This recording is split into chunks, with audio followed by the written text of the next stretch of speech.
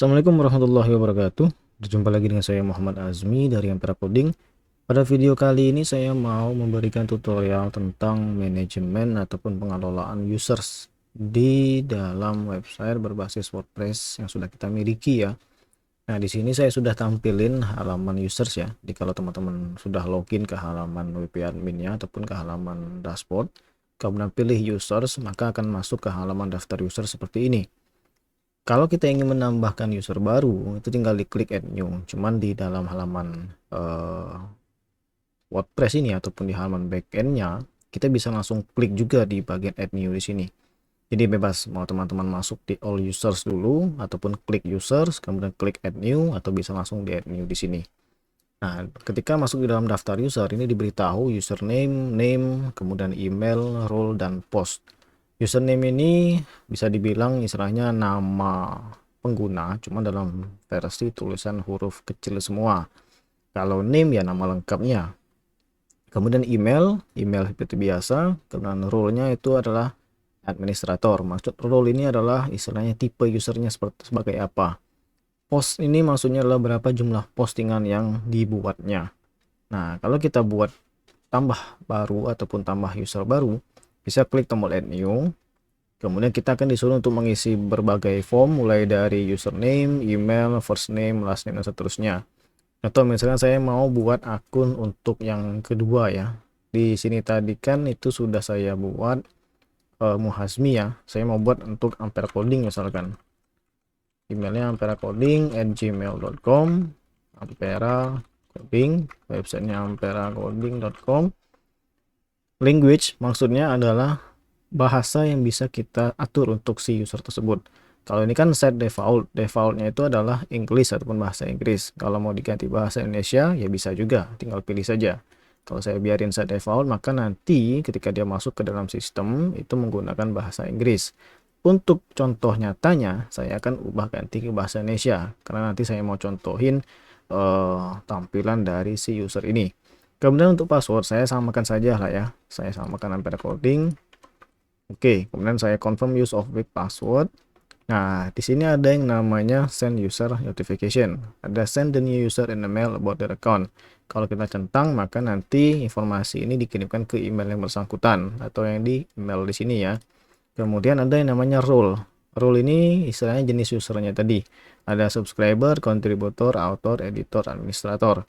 Nah, masing-masing role ini ada beda tampilan nantinya. Untuk pastinya bisa kita lihat saja. Ketikkan saja ke WordPress user di Google, kemudian pilih yang namanya roles and capabilities. Nah, kita di sini bisa lihat ya, ada yang namanya summary of roles, ringkasan dari macam-macam rulesnya. Kalau super admin, somebody with access to all the site, networks, administration features, and all other features.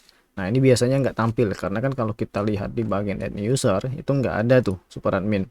Nah, biasanya super admin ini ada di owner website, seperti yang mempunyai kunci ke cPanel. Nah, kemudian administrator, somebody who has access to all the administration features within a single site. Nah, dialah yang bisa mengelola semua konten yang ada di dalam website. Dialah si administrator ini. Kalau editor, somebody who can publish and manage posts including the posts of other users. Ini dia hanya bisa untuk mempublish dan mengelola postingan termasuk postingan yang dilakukan oleh user yang lain. Itu editor. Kalau author itu dia cuma postingan dia sendiri. Jadi kayak editor, cuman dia punya dia sendiri kalau si author ini. Contributor, somebody who can write and manage their own post but cannot publish them. Jadi dia ini si kontributor cuma bisa nulis ataupun mengelola, cuman tapi nggak bisa dipublish. Misalnya cuma ngedraft saja. Subscriber seperti pada biasanya untuk pengunjung yang dimana dia bisa melihat profil dia sendiri ataupun nantinya memberikan komentar di website kita. Nah, nantinya di plugins yang kita install, contoh misalkan WooCommerce, itu ada lagi rule yang berbeda. Jadi setiap rule itu punya fungsinya masing-masing. Jadi misalkan saya buat di sini Ampera Coding sebagai editor lah ya, editor, saya klik add new user. Error di email sorry. Oke, saya ganti dulu ini. Saya ganti misalkan Ampera Coding 27 ini asal sajalah. Passwordnya tetap Ampera Coding, confirm, editor, and user. Nah, selagi menunggu saya akan coba buka tab baru ya. Seperti ini saya contohin. Nah, di sini sudah ada ya Ampera Coding dan Muhazmi. Saya akan coba login di sini ke muhazmi.my.id wp admin, sorry. Saya masukin, oh ini masih menyangkut yang lama ya. Kayaknya seperti ini saja. Saya buat apa namanya di Firefox saja. Firefox, ini saya seperti ini. Saya masuk di muhazmi.my.id wp admin. Oke, saya masuk di sini dengan Ampera Coding, login. Ini saya tidak mau hapus, save. Nah, di sini menunya udah beda ya. Kalau di sini sih dia ada post media dan seterusnya seperti ini. Kalau di apa namanya di si akunnya Ampera Coding dia sedikit berbeda. Jadi cuma ada post media, pages, komen, kontak, profil, tools, tapi dia tinggal nggak bisa untuk akses ke bagian tools setting dan seterusnya.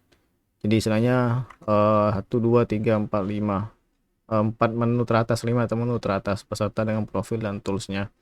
Jadi misalkan dia mau post, nanti bisa lihat semua postingan. Kalau mau dia tambah baru ya bisa juga. Oke, kemudian kalau mau dihapus user ini ya tinggal klik saja pada bagian delete. Kalau diedit, edit, view, tinggal kita lihat view-nya. Send password reset untuk mereset passwordnya. Kalau saya delete, nanti dia akan muncul konfirmasi seperti ini. Nah, the what should be done with content owned by this user. Maksudnya adalah kalau misalkan si Ampera Coding ini sudah mempunyai beberapa postingan, entah itu 1, 2 ataupun lebih dari itu, kita akan disuruh milih hapus semua kontennya atau pindahkan kontennya ke mana. Nah, saat ini kan cuma ada pilihan satu ya, ke Muhazmi. Jadi nanti semua konten yang dibuat oleh si Ampera Coding itu kan pindah kepemilikannya ke Muhazmi. Ya, karena di sini nggak ada konten apapun ya saya delete all konten saja. Saya klik confirm deletion. Nah, user deleted dan si user Ampera Coding tadi hilang. Oke, kalau kita klik profil di sini, ya kita melihat profil dari akun yang saya sedang pakai ya, yang Muhazmi di sini. Saya bisa atur personal options-nya, visual editornya bagaimana, syntax highlighting-nya, warna color si menu template ini bagaimana. Misalnya saya ganti ke ocean misalkan, berubah seperti ini, ectoplasm berubah, coffee, sunrise. Ini bisa kita ganti tema-temanya. Oke. Oke, anggap saja saya ganti ke default saja lah. Keyboard shortcut, ini untuk shortcut di keyboard, toolbarnya tampilkan toolbar, kemudian language bahasanya, nama dan seterusnya tinggal diisi saja nanti, termasuk dengan profile picture ya. Kita tinggal ganti saja. Password pun juga nanti bisa diganti. Kalau sudah semua tinggal klik update profile. Oke, jadi mungkin ini saja ya untuk manajemen users di website WordPress kita. Semoga bermanfaat dan sampai jumpa di video selanjutnya.